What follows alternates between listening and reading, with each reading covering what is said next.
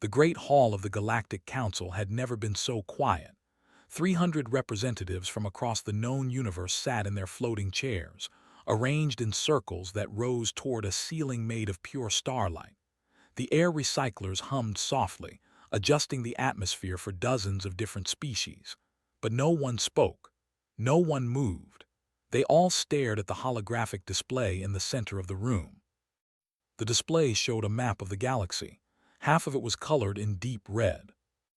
Ambassador Torin stood at the central podium, his blue scales catching the light as he trembled. He was a species known for their calm nature and logical thinking. But today there was no calm in his four eyes. Today there was only fear. "The Empire has taken the Outer Rim," he said, his voice cracking. "They destroyed 12 colony worlds in the last rotation. They killed billions." A murmur passed through the assembly. Some representatives covered their eyes. Others made sounds of grief in their own languages. "Our combined fleets have failed to stop them," Torin continued. "They are too many, too strong, too willing to die for their cause." Elder, the oldest member of the council, raised one of her thin, gray arms. She was a species that lived for thousands of years. Her skin was like ancient paper and her eyes held the weight of centuries. When she spoke, everyone listened. "What do you propose, Ambassador?" she asked. Her voice was soft but carried across the entire hall. Torin looked down at his podium. His hands shook as he pressed a button. The holographic display changed. It zoomed in on a small section of the galaxy far from the war zones. A tiny yellow star appeared, surrounded by 8 planets. "There is one option we have not considered," Torin said slowly. "One species we have not asked for help." The silence that followed was different from before. This silence was heavy with something darker than fear. This silence was filled with horror. "No," said a voice from the upper rows. It was representative, a massive creature from the warrior race of. He had 4 arms and stood twice as tall as most species. He had fought in 100 battles. He had never retreated from any enemy. But now his deep voice trembled. "We will not contact the humans. We will not bring them into this." "They are the only ones who could help," Torin argued. Our records show that they are monsters," shouted. He stood up, his chair floating backward. "Have you forgotten what they did to each other? Have you forgotten the great archives?" Elder raised her hand again, calling for peace. "Let us discuss this calmly. Ambassador Torin, please explain your reasoning." Torin nodded, grateful for the support. He changed the display again. Now it showed images, old images, images that made several representatives look away. "Earth," Torin said, "3rd planet from their sun, home to the humans. We have been watching them for 2,000 of their years. We have never made contact. We classified them as a level 5 danger species and placed a protection zone around their solar system." "For good reason," muttered. "Yes," Torin agreed. "For very good reason. The humans are unique. In all our exploration of the galaxy, we have never found a species like them." He showed the next image. It was a battlefield. Thousands of human soldiers charging across mud and wire. Explosions filled the sky. Bodies covered the ground. "They call this World War I," Torin explained. "It happened about 200 of their years ago. They killed 17 million of their own kind. And when it ended, they were sad. They promised never to do it again." The next image was worse. Cities burning. Mushroom clouds rising into the sky. 20 years later, they did it again. World War II, 70 million dead. They invented weapons that could destroy entire cities in seconds. They used them on each other.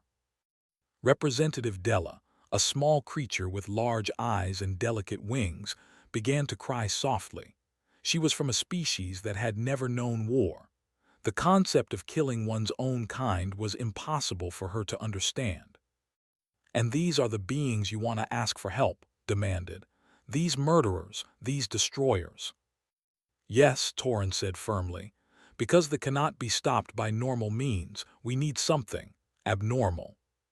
He showed more images: humans fighting in jungles, humans fighting in deserts, humans fighting in frozen mountains, humans fighting in the streets of their own cities. They never stop, Torrens said. That is what makes them different. That is what makes them terrifying. Every other species in the galaxy, including us, has a limit, a point where we surrender, a point where we decide that survival is more important than victory. The humans do not have this limit. He paused, letting the words sink in. I have studied their history for 60 years, he continued. I have read their stories, I have watched their recorded images, and I still do not understand them. They will fight when they cannot win. They will fight when fighting means death. They will fight even when fighting makes no sense. Elder leaned forward in her chair. You said they promised never to go to war again after their world wars. Did they keep that promise? Torren almost laughed. No, they have been at war somewhere on their planet every single day since then. They fight over land. They fight over resources. They fight over ideas. They fight over things that happened hundreds of years ago. They fight because they do not know how to stop fighting. Then they are insane, said. Perhaps, Torren admitted, but their insanity has made them strong. Look at their progress. The display changed to show Earth's technological development. Ships leaving their planet, bases on their moon, machines exploring other planets in their system.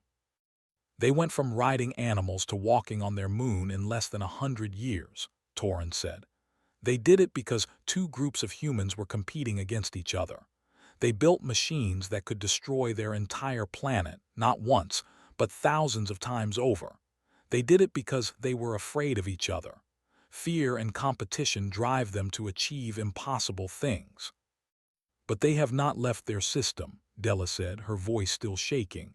They do not have faster-than-light travel. How could they help us? Torren smiled sadly. We have made sure they do not have such technology. We have intercepted their probes. We have hidden our presence from them. We have kept them contained because we feared what would happen if they learned they were not alone. The containment protocol, Elder said, nodding slowly. I remember when we created it.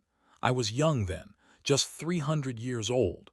We detected their radio signals and sent a scout ship to observe them. The scout reported back and the council voted unanimously to never make contact. What did the scout report? A young representative asked. He was new to the council and did not know the old stories. Closed her eyes, remembering. The scout arrived during what the humans called World War II. He watched them fight. He saw their weapons, their tactics, their determination. He was a warrior like representative. He had seen many battles. She opened her eyes. He filed his report and then requested permission to end his own life. He said he could not live with what he had seen. He said the humans were not a species. They were a force of nature, like a black hole or a supernova, something that could not be reasoned with, something that could only be avoided. The chamber fell silent again. And you want to point this force of nature at the, said quietly. You want to wake them up. You want to show them the galaxy. I want to survive, Torren replied. They will reach the core worlds in 3 cycles. They will not negotiate. They will not accept surrender. They believe we are inferior beings who must be eliminated. We have tried everything else. The humans are our last option. They are not an option at all, slammed his 4 fists on his podium. We cannot control them. Once they learn about the galaxy, once they learn about faster-than-light travel, they will spread. They will compete with each other among the stars just as they compete on their planet. They will bring their wars to our worlds. Maybe, Torren said, but that is a problem for the future. Right now we face extinction. That will kill us all, every species in this room, every world we have built, everything we have created over 10,000 years. Gone. He looked around the chamber, meeting the eyes of every representative. I am not asking you to invite the humans to join the Galactic Council. I am not asking you to make them our friends. I am asking you to point them at our enemy and step back. Let them do what they do best. Let them fight. The debate that followed lasted for hours. Representatives argued and shouted and cried. Some supported Torin's plan, most opposed it. But as the hours passed, as more reports came in of victories, the opposition began to weaken. Finally, Elder called for a vote. All in favor of contacting Earth, raise your appendages or equivalent. Torin raised his hand. A few others did the same, then more, then more. Watched in horror as the majority of the council voted yes. This is a mistake, he said, his voice heavy with despair. We are choosing one extinction over another. Perhaps, said softly, but at least this way we have a chance. May the stars forgive us for what we are about to do. But before the formal contact could be authorized, before the protocols could be established, a young technician burst into the chamber. His scales were pale with fear, and he could barely speak. Elders, he gasped, we have received a report from the front. A human ship has been detected in the war zone. They have captured it. The chamber erupted in chaos. How is this possible? Torin demanded. Humans do not have faster-than-light travel. It appears they do now, Ambassador, the technician said. Our scanners show a small human exploration vessel, 2 crew members. They crossed into space 3 hours ago. Elder stood slowly, her ancient body trembling. Then it has begun, she whispered. We did not have to choose, the humans have chosen for us. She looked at the map of the galaxy, at the tiny yellow star that marked Earth's sun. And they have just made the worst mistake in the history of the universe. They have touched something that belonged to Earth. She closed her eyes. May the stars have mercy on them, because the humans will not.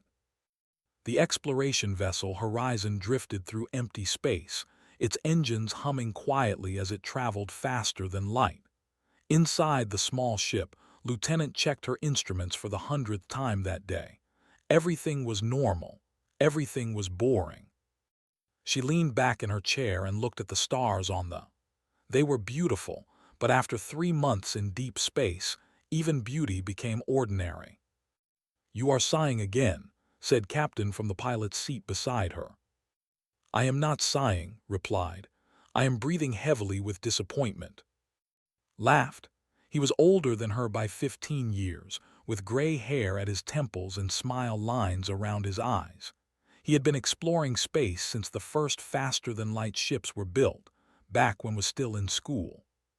We are the first humans to travel this far from Earth, he said. We are making history. Is that not exciting enough for you? We are making history by scanning empty planets and collecting rock samples, said. I joined the Space Exploration Corps to find alien life. Instead, I found boring rocks. The rocks are not boring. They contain important minerals. The rocks are very boring, Captain. The most exciting thing that has happened on this mission was when the coffee machine broke. Nodded seriously. That was indeed a dark time. I thought we might have to turn back. They shared a smile. Despite her complaints, loved serving under Captain. He was calm and wise, and he treated her like an equal even though she was young and new to space exploration. The Horizon was a small ship, designed for a crew of 2. It had been traveling for 3 months, mapping unknown regions of space. When humans had finally developed faster-than-light travel 5 years ago, the galaxy had suddenly become much bigger. There was so much to explore, so many stars to visit.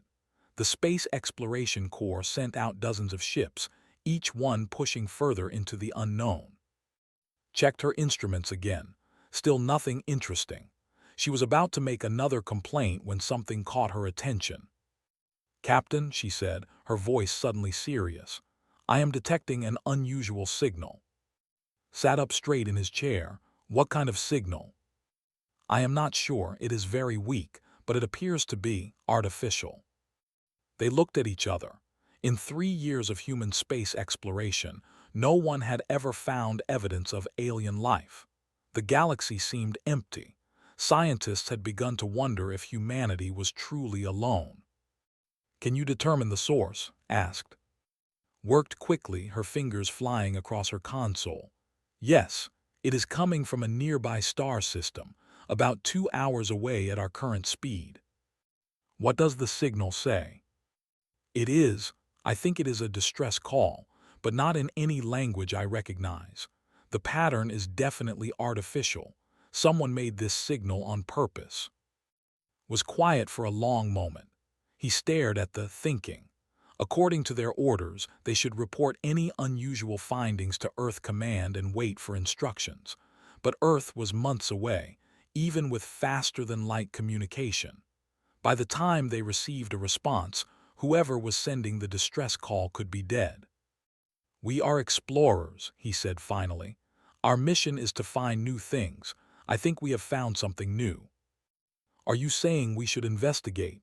Asked, trying to hide her excitement. I am saying we should investigate carefully. We will approach the signal source but maintain our distance.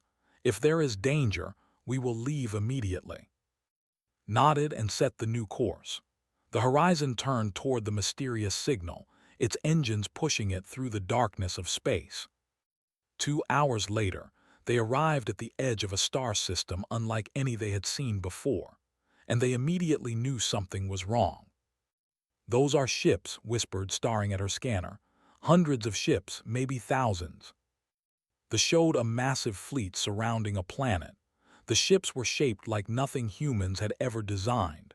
They were sharp and angular, covered in spikes and weapons. They moved with a purpose that suggested intelligence, advanced intelligence.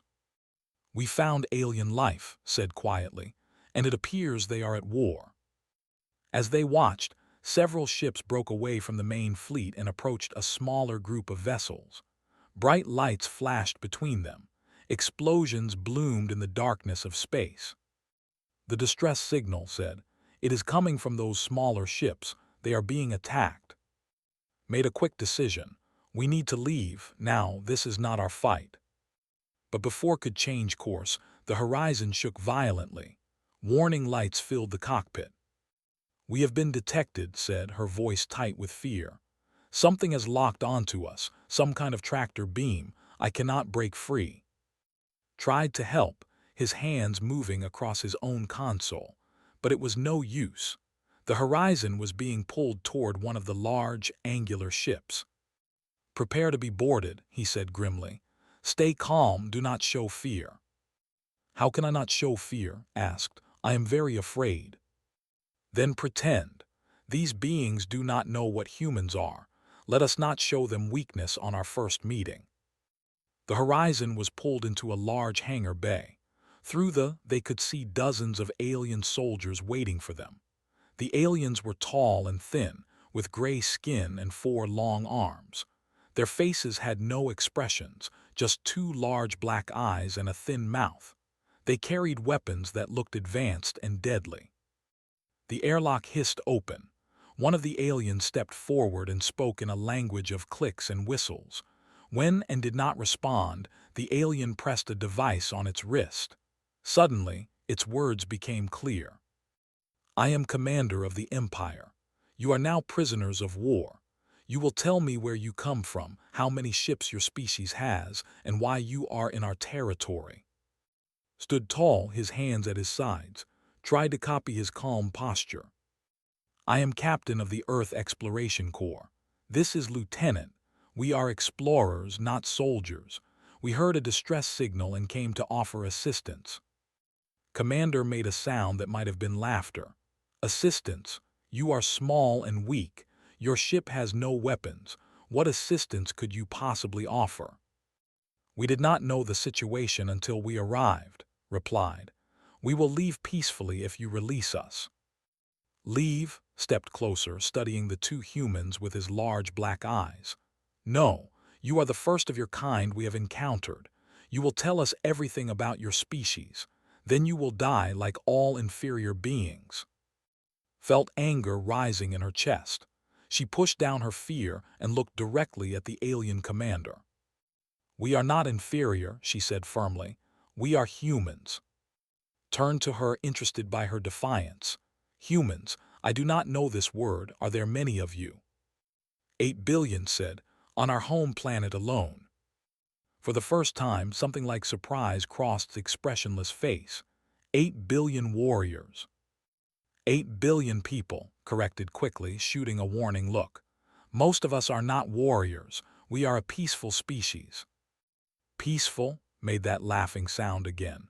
Then you will make easy prisoners. Take them to the holding cells. I will question them personally after we finish destroying the fleet. Soldiers surrounded and forcing them to walk through the massive ship. As they moved through the corridors, noticed something strange. The soldiers kept their distance from the humans. They held their weapons ready, as if expecting an attack at any moment. They are afraid of us, she whispered too. Careful, he whispered back. We do not know their customs. What looks like fear might be something else. They were pushed into a small cell with walls that glowed faintly. The door sealed behind them with a heavy click. Immediately began examining the cell, looking for weaknesses or ways to escape. Sat down on the floor, his back against the wall. We should wait, he said. Fighting now will only make things worse. They said they would kill us, replied. How can things get worse? They could kill us faster. Stopped her examination and sat down beside her captain. What do? We wait, we watch, we learn. These are at war with someone else. That distress signal came from their enemies. If we are lucky, those enemies might help us escape.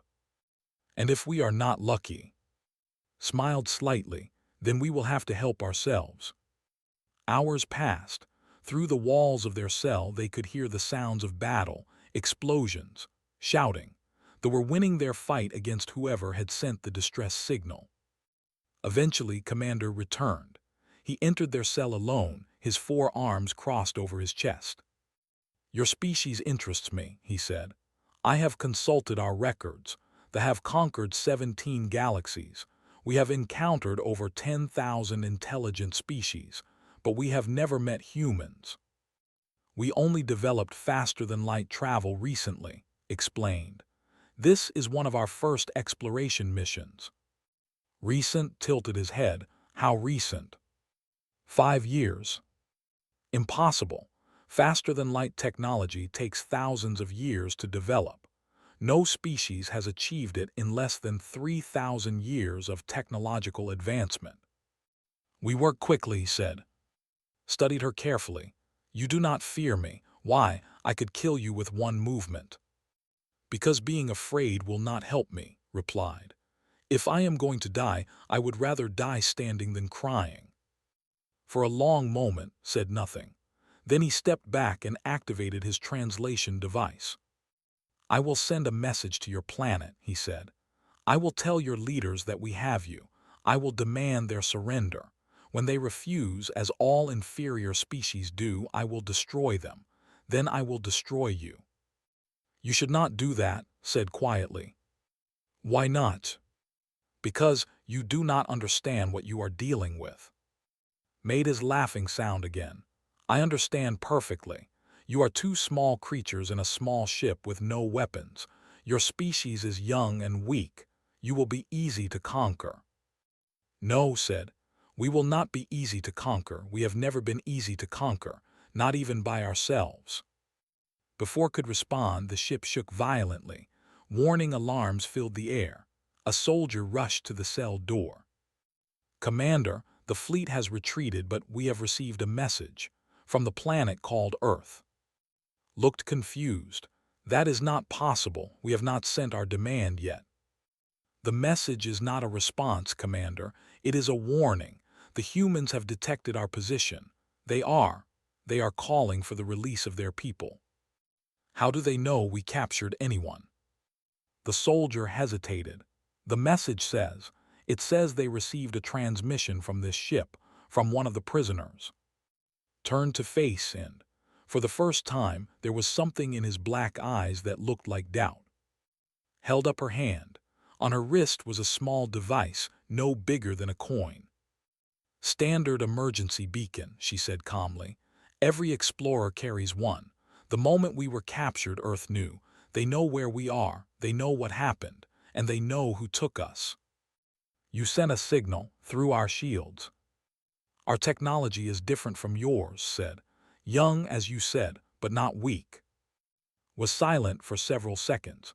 Then he straightened his forearms and turned to leave. It does not matter, he said. Let your people come. They have never lost a war. We will crush them like we crush all our enemies. The cell door closed behind him. Looked at, his expression serious. They are going to attack Earth, he said. We may have just started a war.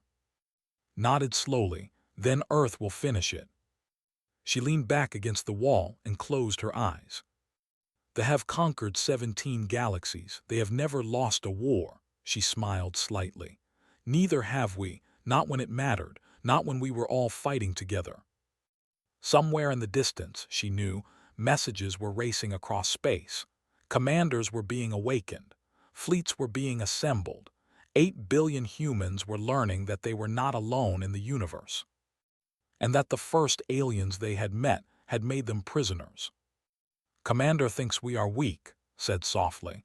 He thinks 8 billion people will surrender easily. She opened her eyes and looked at her captain. He is going to learn what happens when you threaten Earth. Nodded grimly. Yes, he is. Elder had lived for 2,000 years. She had seen empires rise and fall. She had watched stars die and new ones be born. She had witnessed countless wars, countless peace treaties, countless moments that changed the course of galactic history. But she had never felt fear like this. She stood alone in the communication chamber of the Galactic Council, waiting for the connection to establish. The holographic display flickered as it reached across light years of space, searching for the command ship. Finally, Commander's face appeared before her. His black eyes showed no emotion. His thin mouth was set in a straight line. Council Elder, he said, I was not expecting your call. Have you come to surrender? I have come to beg, replied. Her voice was steady, but her hands trembled. I have come to plead with you to release the human prisoners. Tilted his head. The humans, you know about them. We have known about them for 2,000 years. We have watched them. We have studied them. And we have done everything in our power to keep them contained on their planet. Contained? Why would you contain a weak species? Closed her eyes for a moment. When she opened them, they were filled with an ancient sorrow. Because they are not weak, Commander. They are the most dangerous species in the known universe, and you have just made a terrible mistake. Laughed. It was a cold sound without any real amusement. Dangerous, I have seen them. 2 small creatures with soft skin and weak bodies. They have no natural weapons, no armor, no special abilities. How can they be dangerous? They do not need natural weapons, said. They build their own, better weapons than any species has ever created. They improve them constantly, always finding new ways to kill. All species build weapons. This does not make them special. The humans are special because of how they use their weapons. They use them on each other. Was silent for a moment. Among the fighting between members of the same species was considered the greatest dishonor. War was something you did to outsiders, to enemies, to inferior beings. The idea of killing your own kind was disgusting. They are savages, he said finally. Animals. This only proves they deserve to be conquered. No, said firmly. Listen to me carefully, Commander. I am trying to save your empire. She activated her own display, showing images similar to the ones Ambassador Torin had shown to the Council. Wars, destruction, mushroom clouds. These images are from human history. They killed each other by the millions, by the tens of millions. They invented weapons that could destroy their entire planet and built thousands of them. They were ready to end their own species rather than surrender to each other. That is insanity. Yes, it is. That is exactly what makes them dangerous. They do not think like us. They do not fear death like we do. They will fight when fighting makes no sense. They will sacrifice themselves for ideas that have no physical value. They will die for things like honor and freedom and love.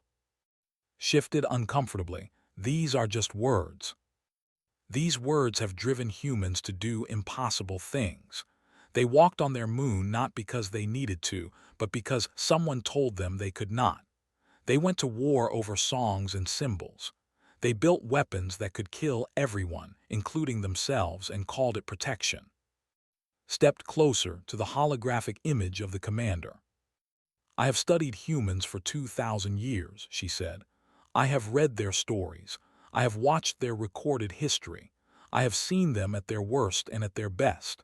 And I still do not understand them. I only know that they must never be released into the galaxy. Then why do you come to me? Asked. Why do you not destroy them yourself? Because we cannot. Every time we have considered it, we have calculated the consequences. Even with our combined fleets, even with all the species of the Galactic Council working together, we could not be certain of victory. The humans adapt too quickly. They learn too fast. They would find a way to survive, and then they would find a way to strike back. She paused, letting her words sink in. So we contained them. We blocked their radio signals from reaching the wider galaxy. We destroyed the probes they sent beyond their solar system. We created a wall of silence around their tiny world and prayed they would never find a way through. But they did, said. They developed faster than light travel. In 5 years, a process that takes most species 3,000 years. They did it in 5 years, Commander. Does that not concern you? For the first time, something like doubt flickered in his black eyes, but it was quickly replaced by pride. They have conquered 17 galaxies. We have destroyed species far more advanced than these humans. We will crush them like all the others. You will try, agreed. And at first you might succeed. Your fleet is larger. Your weapons are more powerful. You might destroy their first ships. You might even reach their planet. Then why should I fear them? Because they will not surrender, ever. You cannot frighten them into submission. You cannot break their spirit with displays of power. The more you hurt them, the harder they will fight. The more of them you kill, the more determined the survivors will become. She showed him another image, a single human soldier standing in front of a line of tanks. This human had no weapons. The machines in front of him could have crushed him in an instant. But he stood there anyway because he believed in something worth dying for. The machines stopped. They stopped because even they could not understand why this tiny, weak creature refused to move. Study the image. What happened to him? No one knows. He disappeared, but his image spread across their entire planet. It inspired millions of others to stand up, to resist, to refuse to accept what they were told was inevitable. One human stopped a war. One human reminded his entire species that they did not have to accept defeat. That is the danger, Commander. You are not facing a military force. You are facing an idea. The idea that no matter how powerful the enemy, no matter how hopeless the situation, it is always worth fighting. Turned off the images and faced directly. Release the prisoners. Apologize to Earth. Leave this region of space and never return. If you do these things now, the humans might let you live. Laughed again, but this time there was an edge to it, a hint of uncertainty. You ask me to surrender to creatures I have never fought, to run from an enemy I have not faced, the do not retreat. Then you will die. Perhaps, but I will die with honor fighting for my empire. Shook her head sadly. You do not understand. The humans will not give you an honorable death. They will not meet you in open battle and accept your surrender when you fall. They will hunt you. They will chase you across the galaxy. They will destroy your worlds, your ships, your people. And when there is nothing left of the empire, they will write songs about their victory and teach their children to be proud of what they did. You are trying to frighten me, said. It will not work. I am trying to save you, but I see that you will not listen. She straightened her ancient body and looked at the commander with eyes that had seen civilizations fall. Very well, I have done what I could. I have warned you. What happens now is not my responsibility. She turned to leave, then paused. One more thing, Commander. The humans have a saying. It is painted on their weapons and written in their books. I did not understand it at first, but after 2,000 years, I think I finally do. What is this saying? Do not start a fight you cannot finish. She ended the communication and stood alone in the dark chamber. Behind her, the holographic display flickered and died. A young assistant entered the room carefully. Elder, did Commander agree to release the humans? No, said softly. He believes he can win. Can he? Walked slowly toward the door, her ancient joints aching with every step. No, but he will not understand that until it is too late. None of them ever do. She paused at the doorway. Send a message to all council members. Tell them to move their civilian populations away from the war zones, as far away as possible. Why, Elder? Turned to look at the young assistant.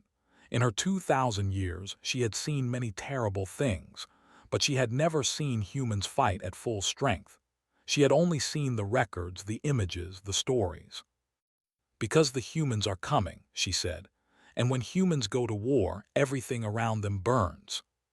She left the chamber, her footsteps echoing in the empty hall. 3 days later, the first human warships appeared at the edge of space. There were only 12 of them, small compared to the massive vessels. Commander looked at them on his and laughed. This is what the Council fears, he said to his officers. These tiny ships, these weak humans. He ordered his fleet to attack. The battle lasted less than an hour. When it was over, only 3 ships remained. The human fleet had lost 2 vessels, but even as the survivors fled, they saw something that filled them with horror. The human ships were not retreating. They were not stopping to celebrate their victory. They were not even slowing down. They were accelerating, pursuing, hunting.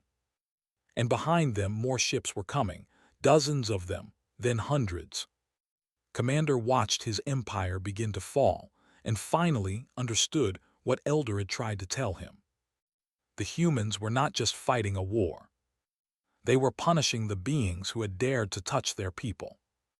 And they would not stop until the punishment was complete. In his cell on his command ship, Captain heard the sounds of battle through the walls. He felt the ship shake as weapons struck its hull. He listened to the soldiers shouting in fear and confusion. Lieutenant sat beside him, her eyes closed, a small smile on her face. They came, she said softly. They actually came. Did you doubt they would? No, I hoped they would come before we died.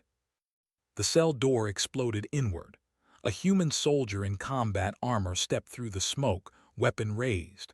When she saw Anne, she lowered her weapon and smiled. Captain, Lieutenant, I am Sergeant from the rescue team. We are here to take you home. Thank you, Sergeant said, rising to his feet. What is the situation? The fleet is destroyed, sir. We have captured this ship. The alien commander has been taken prisoner. Prisoner, he is still alive. Yes, sir. Command wants to ask him some questions. Laughed quietly. Questions. I think Commander is about to learn that being captured by humans is not as simple as he thought. They followed Sergeant through the corridors of the ship. All around them, alien soldiers knelt with their 4 arms raised, guarded by human troops. The invaders had become the invaded. The conquerors had been conquered. As they passed the command center, they saw Commander standing in the middle of the room, surrounded by human soldiers. His black eyes were wide. His thin mouth hung open. He could not understand what had happened. He could not accept that his mighty fleet had been destroyed so quickly, so completely. Stopped and looked at him. You said we were weak, she said quietly. You said we would be easy to conquer. Said nothing. There was nothing he could say. Elder warned you, continued. She told you to let us go. She told you what would happen if you did not. She stepped closer to the defeated commander. We are humans. We do not forgive easily. We do not forget. And we never, ever let someone hurt our people without consequences." She turned and walked away, leaving Commander alone with his thoughts and his defeat. The war had begun, and just as Elder had predicted, the galaxy would never be the same. Commander stood on the bridge of the battleship Unity, watching the stars streak past as his fleet traveled faster than light. Around him, officers worked quietly at their stations, monitoring systems and coordinates. No one spoke unless necessary. There was nothing to say. They all knew what was coming. 6 months had passed since the rescue of Captain and Lieutenant. 6 months since humanity had learned they were not alone in the universe. 6 months since they had discovered that the first aliens they met had tried to enslave them. Now the First Fleet was deep inside territory, heading for the heart of their empire. "Commander," said Lieutenant from the tactical station, "we are approaching the system. Enemy fleet detected. Approximately 3,000 ships." Nodded calmly. His fleet had only 800 ships. The odds were not good by normal standards, but nothing about this war was normal. "How many worlds have we liberated so far?" he asked. 47, sir. They abandoned most of them when they saw us coming. The ones that tried to fight paused. They did not fight for long. Remembered those early battles. They had expected humans to fight like other species. They had expected lines and formations and predictable tactics. Instead, the humans had struck from everywhere at once. Small groups attacking supply lines, lone ships appearing behind enemy formations, soldiers fighting in ways that made no tactical sense but somehow worked anyway. They had superior numbers and more advanced weapons, but they could not adapt. They followed their rules, their protocols, their traditions. Humans had no such limitations. Every battle was different. Every attack was unexpected. "Open a channel to all ships," ordered. "Channel open, sir." He took a deep breath and spoke to his fleet. "This is Commander. In a few minutes we will arrive at the—" Their fleet outnumbers us almost 4-1. Their weapons are more powerful than ours. Their ships are faster and better armored. He paused, looking around his bridge at the men and women who had followed him across the galaxy. They think these advantages will save them. They think we will look at their numbers and run. They think we will calculate the odds and decide the fight is not worth it. A small smile crossed his face. They do not know us very well. Around the fleet, soldiers and officers listened to their commander's words. Some smiled, others gripped their weapons. All of them felt the same fire burning in their hearts. 6 months ago, they captured 2 of our people. They called us weak. They called us inferior. They said we would be easy to conquer. His voice grew harder. They were wrong. We have shown them they were wrong. 47 worlds have been freed from their control. Hundreds of their ships have been destroyed. Their empire is crumbling because they made one simple mistake. He stood, his eyes fixed on the. They thought they could take what was ours. They thought they could hurt our people without consequences. They were wrong. The Unity shuddered as it dropped out of faster-than-light travel, the filled with stars and ships. So many ships. The fleet spread across space like a wall of metal and death. "Today we end this war," said. "Today we show the galaxy what happens when you threaten Earth. Today we fight not just for victory, but for every human who was ever told they could not win." He raised his fist. "No retreat, no surrender. We are humans, and we do not lose." Across 800 ships, voices rose in a wordless battle cry. The First Fleet charged toward the Armada. The battle began with fire and light. Weapons crossed the void between fleets, striking shields and hulls. Ships exploded. Debris scattered. They fought with discipline and precision, their formations holding steady as they poured destruction toward the human vessels. But the humans did not fight in formations. They weaved and dodged and struck from impossible angles. Small fighters darted between larger ships. attacking weak points and disappearing before they could respond. Boarding parties launched themselves across the gap between vessels, breaking into enemy ships and fighting hand to hand. Admiral, commander of the home fleet, watched his display with growing confusion. He had fought 100 battles. He had defeated a dozen species, but he had never seen anything like this. "They are not following any tactical pattern," one of his officers reported. "They attack randomly. They sacrifice ships to destroy targets that have no strategic value. They refuse to retreat even when they are clearly outmatched." "Then they are fools," said, but his voice lacked conviction. "Admiral, look at their fighters." Turned to the display. A group of human fighters had broken through his defensive line. They were heading straight for a supply vessel, ignoring the warships around them. The fighters were taking heavy damage. Several had already been destroyed, but the survivors kept coming, pushing their damaged ships forward with suicidal determination. The supply vessel exploded. The remaining fighters scattered, but not before 3 more were destroyed. "Why would they do that?" muttered. "Those supplies were not worth the lives they lost." "Perhaps they do not count lives the same way we do," his officer suggested. The battle continued for hours. They had more ships, more weapons, more resources. By every calculation, they should have won easily. But the humans refused to follow the calculations. When a human ship was damaged beyond repair, it did not retreat. It accelerated toward the nearest enemy vessel and detonated its remaining weapons. When human soldiers were surrounded and outnumbered, they did not surrender. They fought until their weapons were empty, then fought with their hands, then fought with anything they could grab. And always they smiled. Admiral saw it on the communication intercepts. Human soldiers grinning as they charged into certain death, pilots laughing as their ships caught fire, officers cracking jokes while their bridges collapsed around them.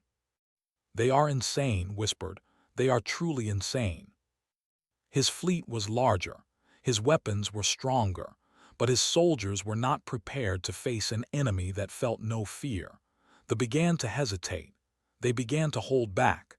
They began to wonder if any victory was worth fighting creatures who enjoyed the battle. Commander saw the change. He felt the fleet losing its confidence. He pressed the attack, pushing his ships deeper into enemy territory. "All ships focus fire on their command vessels," he ordered. "Take out their leadership, make them feel alone." One by one, the command ships fell. Officers who had been directing the battle suddenly found themselves isolated, unable to coordinate with their fleet. The precision formations began to break apart. "Admiral," an officer called out, his voice shaking. "The humans have boarded the outer defense platforms. They are fighting their way toward the—" "Impossible. Those platforms have 10,000 soldiers each." "They had 10,000 soldiers, the humans are. They are not stopping, they keep coming. Every time we kill one, 3 more appear." Watched his display as red warning lights spread across the defense grid. Platform after platform fell silent as human boarding parties overwhelmed their defenders. "How many humans are on those platforms?" he demanded. "Our estimates say approximately 200 per platform." 200. 200 humans are defeating 10,000. They fight differently than any species we have encountered. They use tactics we have never seen. They set traps. They ambush. They pretend to retreat and then attack from behind. And they never stop. Even wounded, they keep fighting. Even dying, they keep fighting. His 4 arms fell to his sides. He had commanded the home fleet for 30 years. He had never considered defeat. Now, watching his empire crumble, he finally understood what Elder had tried to warn Commander. The humans were not just soldiers. They were survivors. Their entire history had been one long lesson in how to fight against impossible odds. Every war they had ever fought, every conflict they had ever survived, had taught them the same truth. The fight is never over until you stop fighting. Admiral, the human commander, is sending a message. Put it through. Commander's face appeared on the display. He was covered in dust and smoke. Behind him, alarms blared and officers shouted orders, but his eyes were calm. His voice was steady. Admiral, your fleet is broken, your defenses are falling. You have two choices. Surrender now and we will show mercy, or keep fighting and we will show none. Why should I believe you will show mercy? Because that is who we are. We fight hard. We fight without fear. But we do not enjoy killing. We do not want to destroy your people. We want to end this war and go home. Leaned forward. But if you make us destroy you, we will. Every ship, every station, every city that refuses to surrender. We have done it before to ourselves, and we will do it again to you. You would destroy an entire civilization. We would do whatever it takes to protect our people. That is not a threat, Admiral. It is a promise. Looked at his displays. His fleet was scattered. His defenses were falling. His soldiers were losing their will to fight. He thought about the cities filled with civilians, the children who had never known war. If I surrender, what happens to my people? They live. We do not enslave. We do not conquer. We will help you rebuild. We will work with the Galactic Council to find a new place for thee in the galaxy, but you will never threaten Earth again.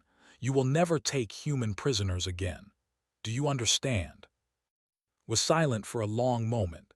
Behind him, his officers watched, waiting for his decision. I understand, he said finally. I accept your terms.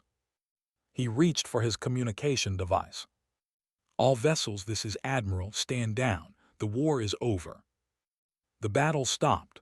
Weapons fell silent. Ships that had been locked in combat slowly separated, drifting apart in the darkness of space. Commander leaned back in his chair and closed his eyes. Around him, his officers began to cheer. They had won. Against all odds, against a superior enemy, they had won. But did not feel like celebrating. He felt tired. He felt sad. So many ships lost. So many soldiers dead. So many families back on Earth waiting for people who would never come home. Send a message to Earth, he said quietly. Tell them the war is over. Tell them we won. What about the Galactic Council, sir? Opened his eyes and looked at somewhere out there, thousands of alien species were watching. They had seen what humans could do. They had learned the lesson that they had learned too late. Tell the Council we are ready to talk, but on our terms. He stood and walked to staring at the stars that now belonged to a larger universe than humanity had ever imagined. They wanted to keep us contained. They wanted to keep us hidden. They thought we were too dangerous to be part of the galaxy. A sad smile crossed his face. Maybe they were right, but it is too late now. We are here, and we are not going anywhere. Behind him, Lieutenant approached carefully. Commander, what happens now? Turned to face his officer. His eyes were tired but determined. Now we go home, we bury our dead, we heal our wounded, we remember what we lost and what we gained. He looked back at the stars. And then we figure out how to live in a universe that finally knows we exist. The Great Hall of the Galactic Council looked different now. The floating chairs were still arranged in circles. The ceiling still showed the light of distant stars. The air recyclers still hummed quietly, adjusting for dozens of different species. But something had changed. The representatives no longer looked at each other with confidence and pride. They looked at the human delegation standing in the center of the room. Captain stood at the central podium, the same place where Ambassador Torin had spoken months ago. Beside him was Lieutenant, now promoted to Captain herself. Behind them stood a small group of human diplomats and military officers, including Commander. Elder rose slowly from her chair. Her ancient body trembled as she descended to the floor and walked toward the humans. Every eye in the chamber watched her. When she reached the podium, she stopped and looked at. Her eyes, which had seen 2,000 years of history, were filled with something that might have been regret. On behalf of the Galactic Council, she said, her voice carrying across the silent hall, I offer our formal apology to the people of Earth. A murmur passed through the assembly. Some representatives shifted uncomfortably. Others nodded in agreement. For 2,000 years, we kept your existence secret from the wider galaxy. We blocked your signals. We destroyed your probes. We built a wall around your solar system because we were afraid of what you might become. She paused, gathering her strength. We told ourselves we were protecting the galaxy. We told ourselves that humans were too dangerous, too unpredictable, too violent to be trusted among the stars. We convinced ourselves that containment was the only option. Her eyes moved too. We were wrong. Stepped forward. Wrong about what exactly? Wrong to fear us or wrong to hide us? Both admitted. We feared your violence, but we ignored your other qualities, your compassion, your creativity, your ability to adapt and grow and change. We saw only the danger and missed the beauty. In the hiding, asked, what about that? Lowered her head. That was our greatest mistake. We thought that if we kept you contained, we could prevent you from becoming a threat. Instead, we only delayed the inevitable. And when you finally emerged, you did so as enemies instead of friends. We are not your enemies, said, stepping forward. We never wanted to be. We came into space looking for knowledge and discovery. We found war because you had created the conditions for war. I know, said softly, I know. She raised her head and looked around the assembly. They attacked humanity because they did not understand what they were facing. But they did not understand because we never told them. We kept the warning to ourselves, shared only among council members. We thought secrecy would protect us. She turned back to the humans. It protected nothing. It only made things worse. Ambassador Torrin stood from his seat. The blue-scaled looked older than he had months ago, as if the weight of events had aged him. If I may speak, he said, I was one of those who argued for contacting Earth when the threat became clear. I thought humans could be used as a weapon. I thought we could point you at our enemies and then send you back to your solar system when the fighting was done. He shook his head slowly. I was a fool. You are not a weapon to be used and discarded. You are a people with your own hopes and dreams and desires, a people who deserve to be part of this galaxy as equals, not tools. Then that is what we will be, said firmly. Equals, no more containment, no more hiding, no more treating us like dangerous animals that need to be caged.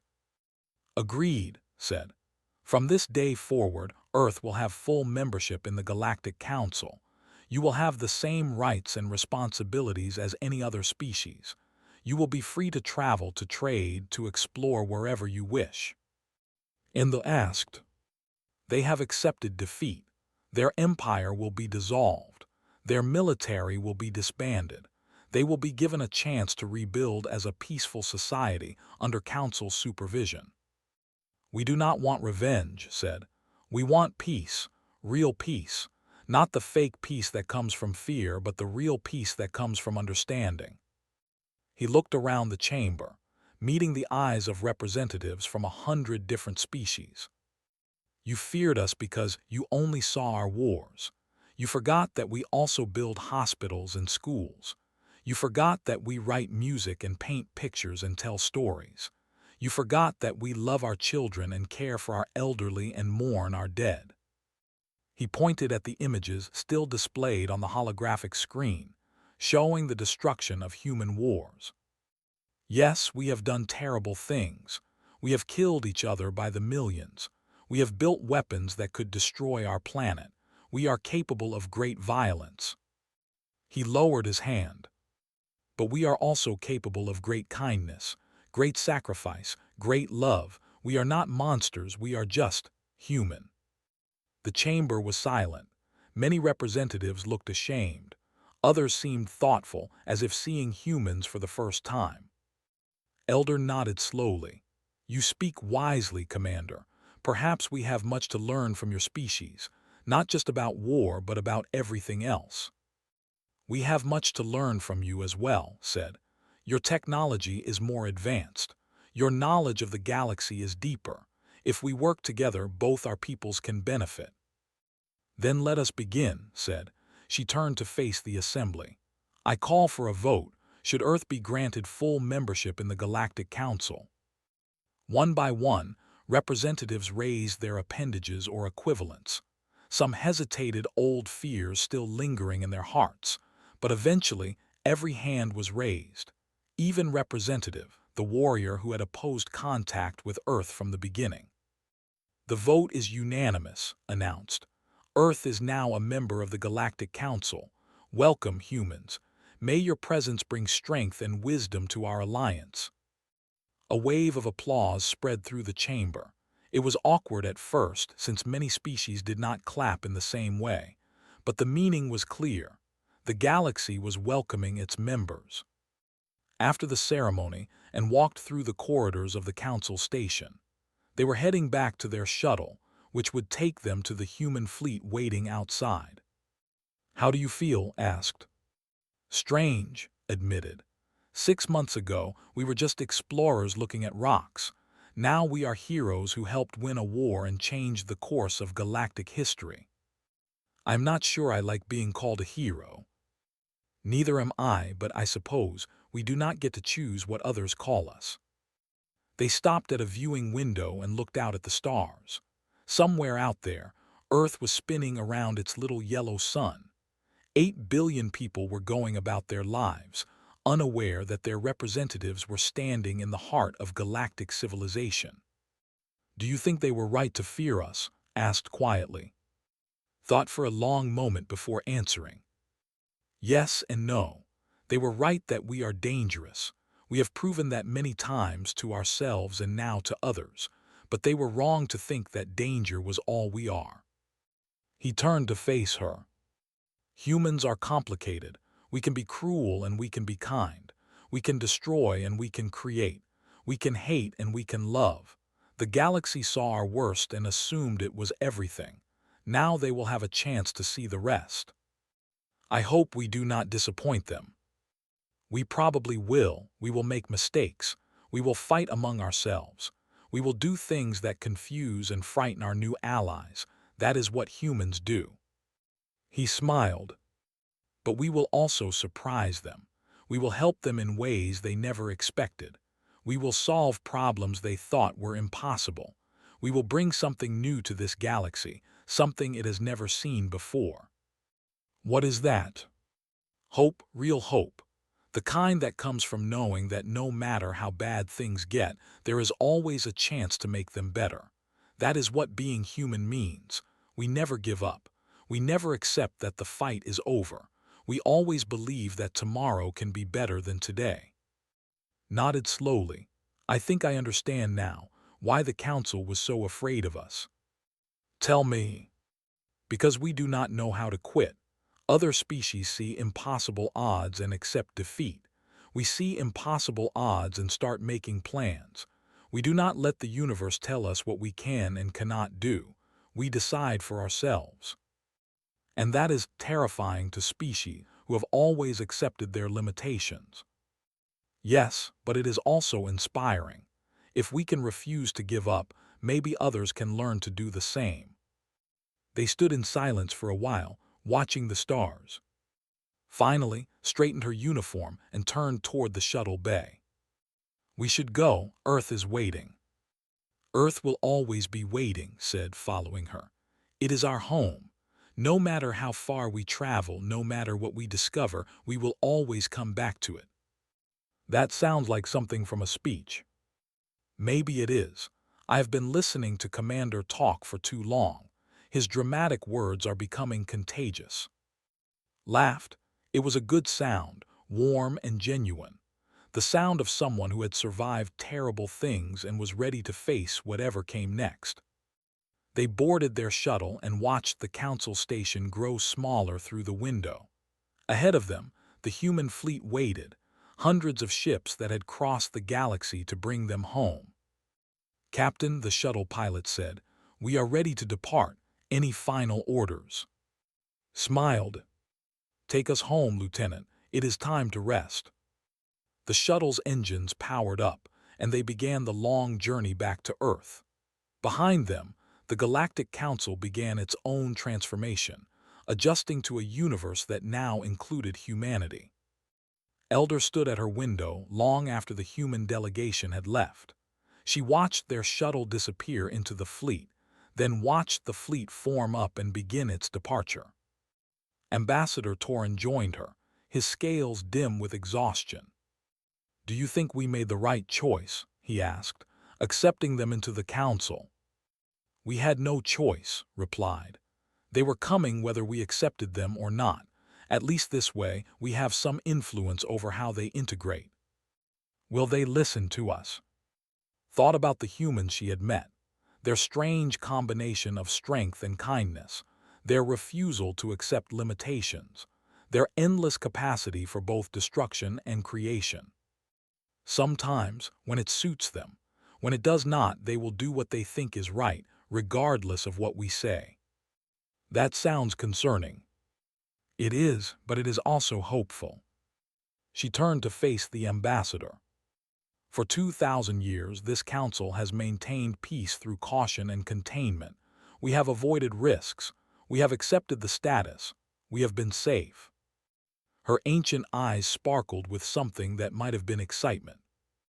The humans will not accept safe. They will push. They will challenge. They will force us to grow and change in ways we never imagined. It will be difficult. It will be dangerous. It will be. She paused, searching for the right word.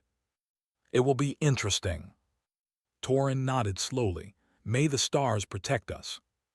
Smiled. No, Ambassador. May the stars protect anyone foolish enough to threaten what the humans love. She turned back to the window and watched the last human ships disappear into the darkness. The galaxy will never be the same, and perhaps, just perhaps, that is exactly what we needed. Far away, on a small blue planet orbiting a yellow star, 8 billion humans looked up at the night sky.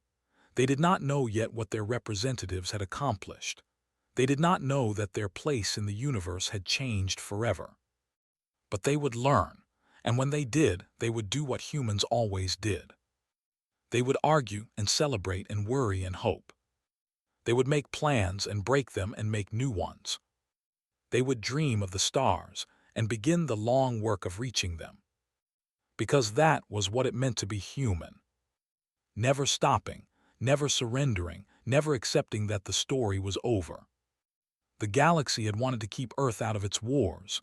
It had failed. Now it would have to live with the consequences. And somehow, despite everything, those consequences might just turn out to be wonderful.